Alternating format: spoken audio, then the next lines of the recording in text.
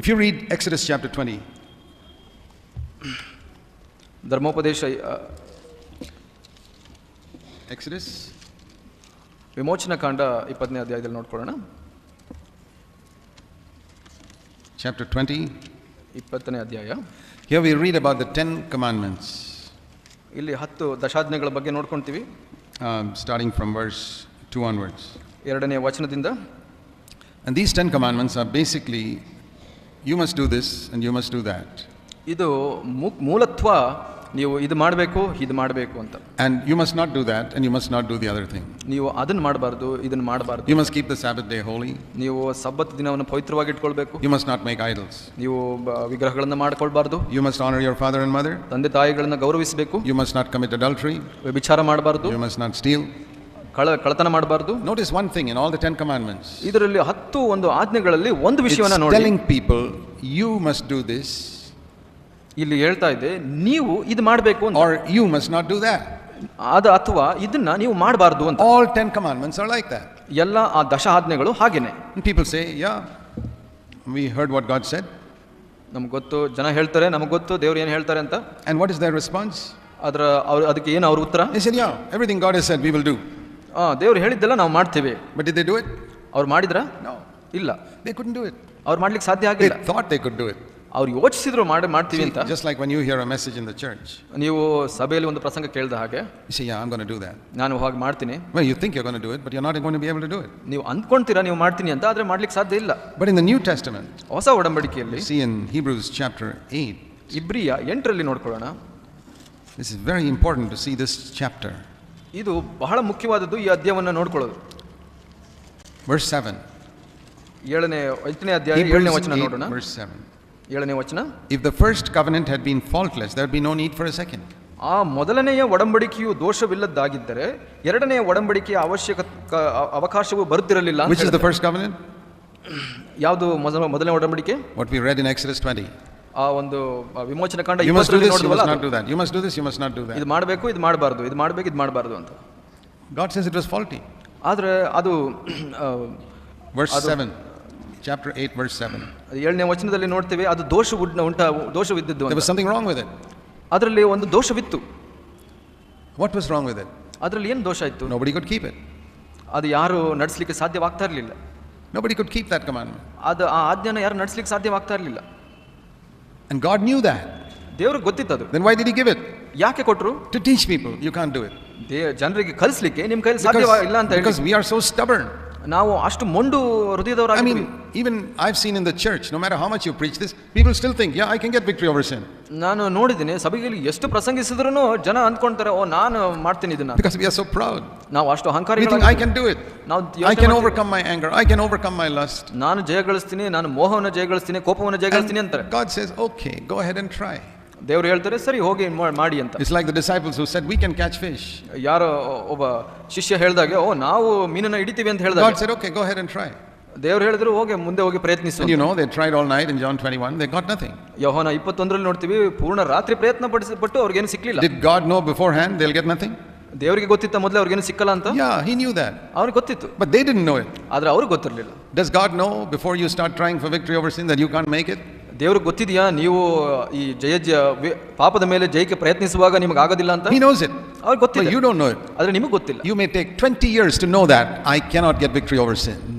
ನಿಮಗೆ 20 ವರ್ಷ ತಗೊಳ್ಬಹುದು ಇದು ನನ್ನ ಕೈಯಲ್ಲಿ ಮಾಡ್ಲಿಕ್ಕೆ ಆಗಲ್ಲ ಅಂತ ತಿಳ್ಕೊಳ್ಳಿಕ್ಕೆ. Then God has to wait 20 years. ಆದ್ರೆ ಅದರಿಂದ ದೇವರು 20 ವರ್ಷ ಕಾಯಬೇಕಾಗುತ್ತೆ. Some people learn it in 1 year, then God has to wait only 1 year with them.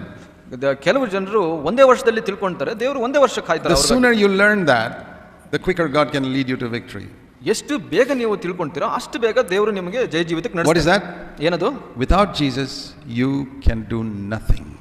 ಯೇಸು ಇಲ್ಲದೆ ನೀವು ಏನು ಮಾಡ್ಲಿಕ್ಕೆ ಸಾಧ್ಯವಿಲ್ಲ. We are so strong. ನಾವು ಬಹಳ ಬಲಶಾಲಿಗಳು. We think we can do.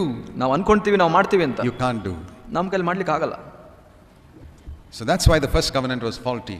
ಅದರಿಂದ ಮೊದಲನೆಯ ಒಡಂಬಡಿಕೆಯು So God made a second covenant. ಅದರಿಂದ ಎರಡನೆಯ ಒಂದು ಒಡಂಬಡಿಕೆಯನ್ನು ಮಾಡಿಕೊಂಡ್ರು ದೇವರು. And he says in verse 8, 8ನೇ ವಚನದಲ್ಲಿ ನೋಡ್ತೇವೆ, he says finding fault with that first covenant. ಮೊದಲನೇ ಒಡಂಬಡಿಕೆಯಲ್ಲಿ ದೋಷ ನೋಡ್ಬಿಟ್ಟು he says now verse 8 I will make a new covenant. ಇಲ್ಲಿ ಹೇಳ್ತಾರೆ 8ನೇ ವಚನದಲ್ಲಿ ನಾನು ಹೊಸ ಒಡಂಬಡಿಕೆಯನ್ನು ಮಾಡ್ತೀನಿ. ಇಲ್ಲಿ verse 9 this will not be like the old covenant which I made. ಇದು ಆ ಒಂದು ಹಳೆ ಒಡಂಬಡಿಕೆಯ ತರ ಇರೋದಿಲ್ಲ ಅಂತ ಹೇಳುತ್ತೆ. What is the difference? ವ್ಯತ್ಯಾಸವೇನು? Verse 10, this is the covenant that I will make. ಈ ಒಂದು ಒಡಂಬಡಿಕೆನ ನಾನು ಮಾಡ್ತಾ ಇದ್ದೀನಿ ನಿಮ್ಮ And ಜೊತೆ. in the next 3 verses, ನಂತರದ 3 he ವಚನಗಳಲ್ಲಿ tells us about the new covenant. ಹೊಸ ಒಡಂಬಡಿಕೆಯ ಬಗ್ಗೆ ವಿವರಿಸ್ತಾರೆ. And notice one big difference. ಇದರ ಮುಖ್ಯ ವ್ಯತ್ಯಾಸವನ್ನ ನೋಡಿ. He never says, you shall do this and you shall not do that.